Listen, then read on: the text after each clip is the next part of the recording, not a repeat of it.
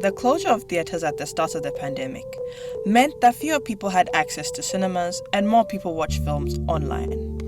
In this episode, producers Alex Hanimyan and Nick Baldwin unravel how the film industry has navigated the pandemic and what the future of film distribution will look like.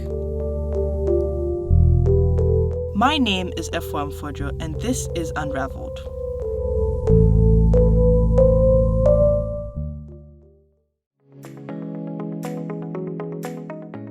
The COVID-19 pandemic impacted all industries, but especially the film industry. In March 2020, theaters across North America and the rest of the world were forced to close because of the ongoing health crisis. Meanwhile, the movie industry as we knew it back then was about to change forever. I'm Nick Baldwin.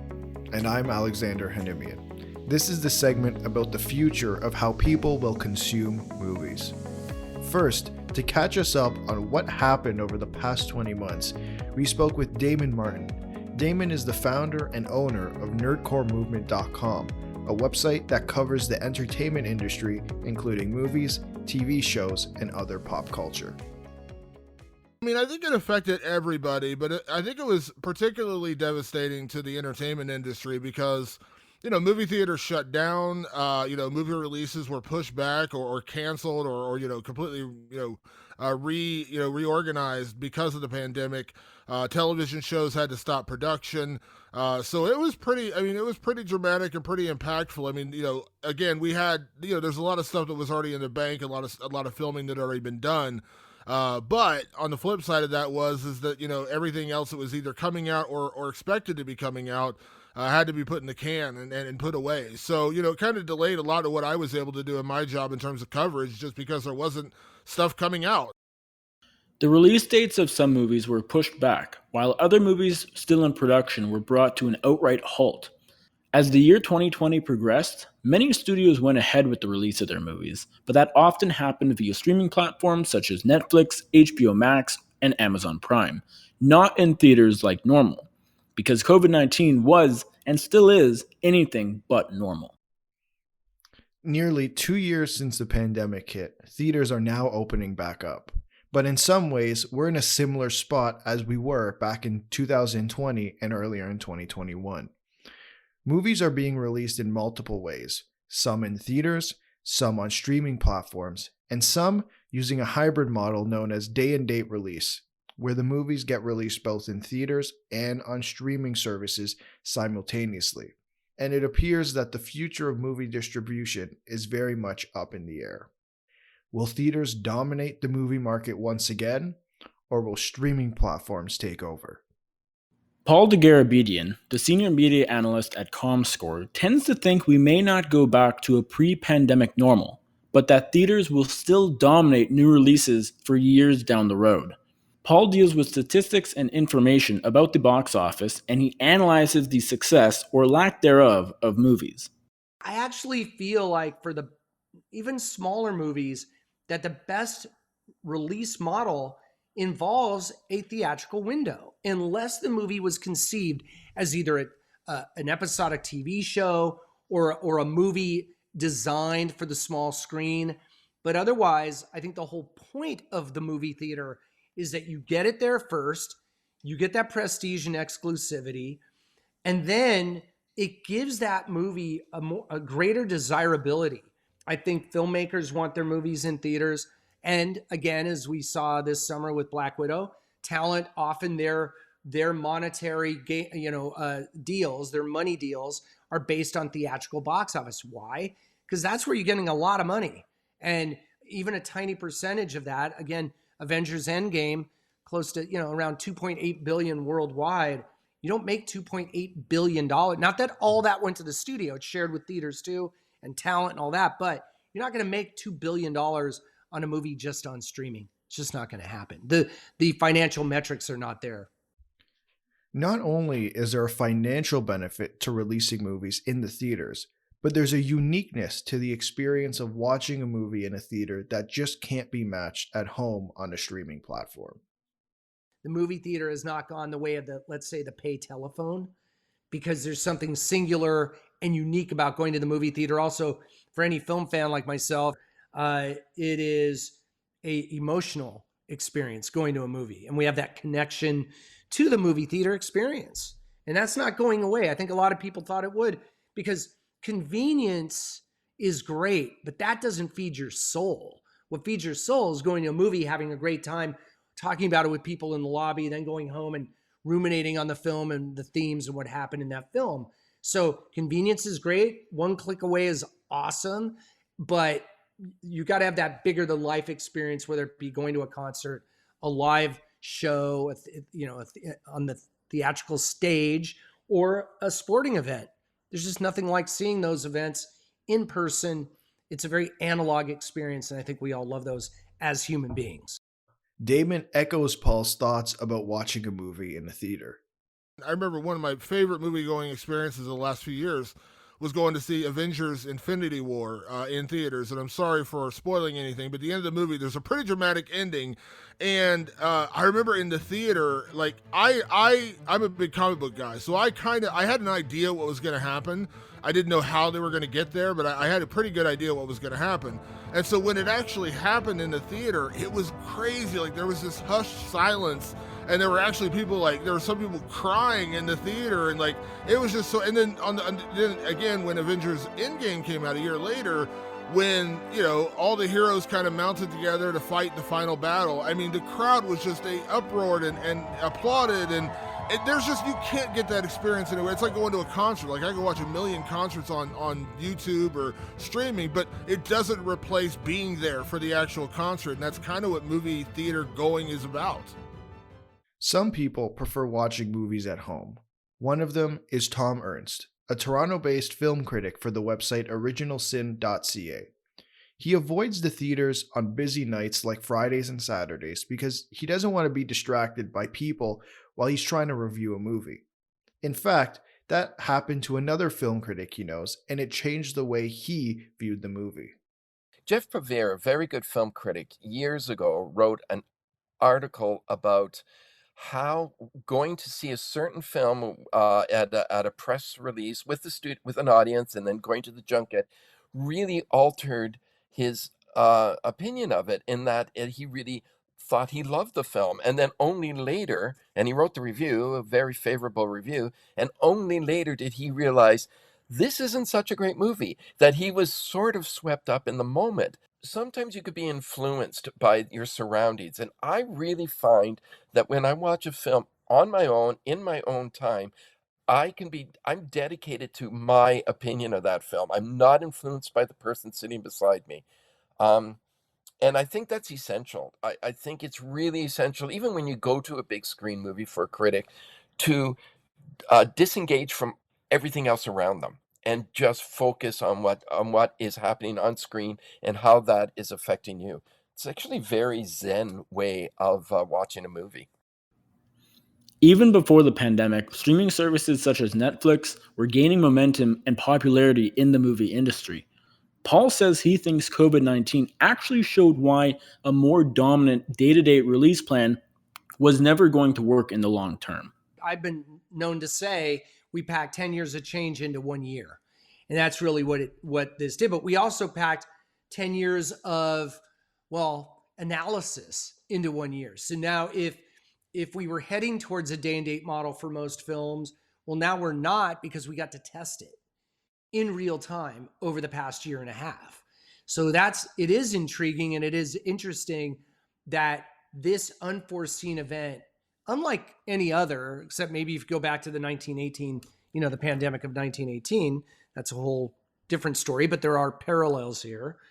But I think all these outcomes, I think, will ultimately be good for the industry, even though it came out of a absolutely tragic and unforeseeable event. Ultimately, there appears to be a place for both movie theaters and streaming platforms. I think that the small screen and the big screen are complementary and additive, not adversarial as everybody makes them out to be. And over time, studios are going to figure out what's the best course of action. Still, Paul thinks theaters will have to up their game to compete with the constant evolution of streaming services and the fact that people are being more selective in what they pay for in the aftermath of the pandemic. Well, I think part of it is just creating a great in-theater experience. And the buttered popcorn is great and all that. But, there's a certain level of quality that people expect, not only in the presentation of movies, but just the seats, like the whole environment. When you go into a beautiful restaurant that's like your favorite restaurant, there's a reason for that. And often you're willing to pay more to get that upscale experience. And I think people just, if I'm going to leave my home and go somewhere, it has to be extra special because consumers are becoming more selective. But theaters also have to realize this isn't 1980, this isn't 1990. This is now, we're in a different era where, because of the pandemic, people have been presented with more options than ever before. And so consumers are going to be more selective on what movies they see in the theater. So the theaters, not only with perhaps dynamic pricing, with subscription-based services that for families are really important because it's very expensive to take a family of 4 or 5 to a movie theater.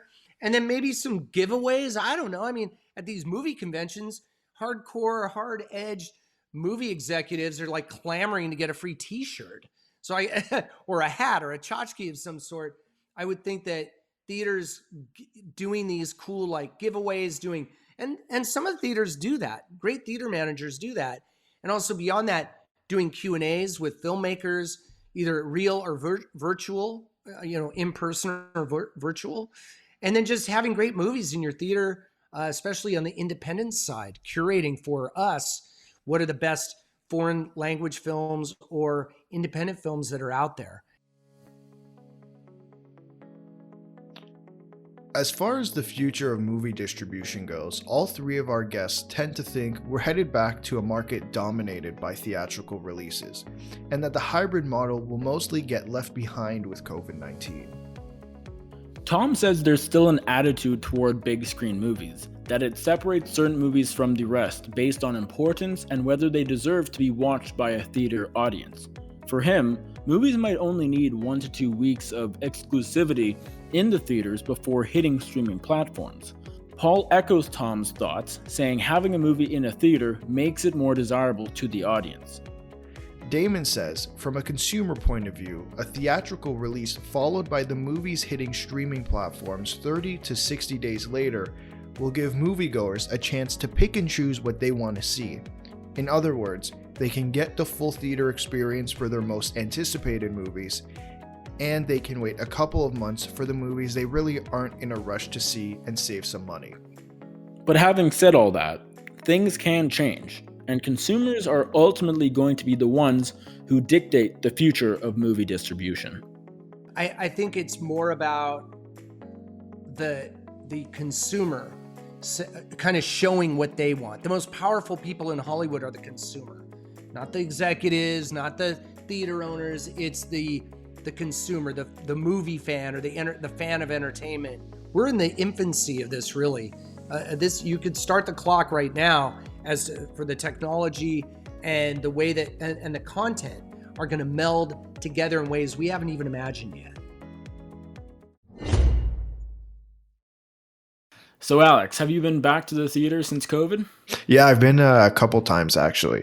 I went to go see Eternals and Shang-Chi. Which was your favorite of the two? If I'm being honest, I think it was Shang-Chi. How come?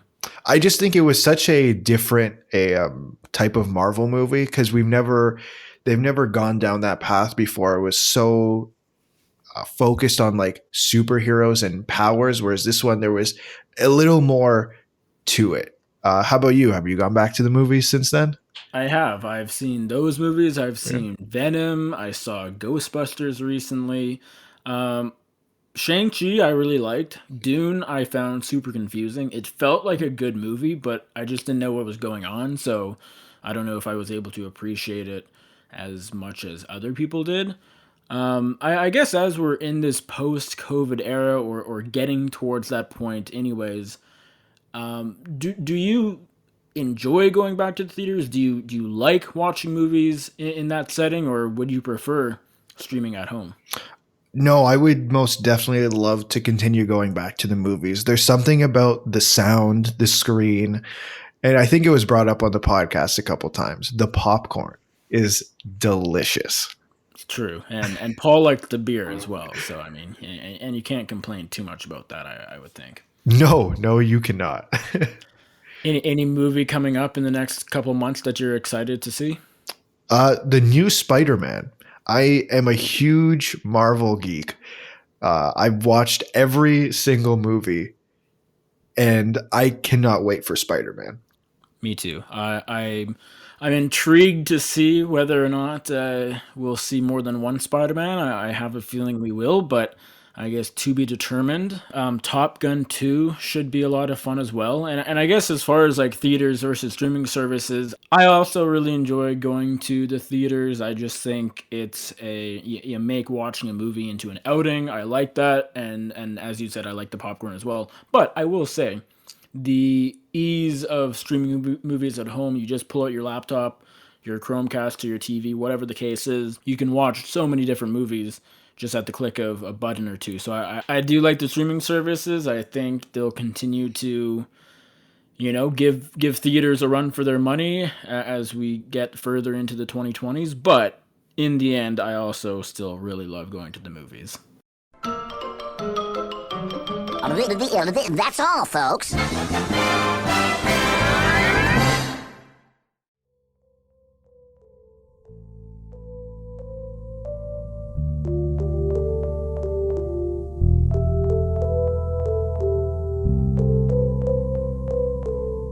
This episode of Unravelled was produced by Hanimyan and Nick Baldwin.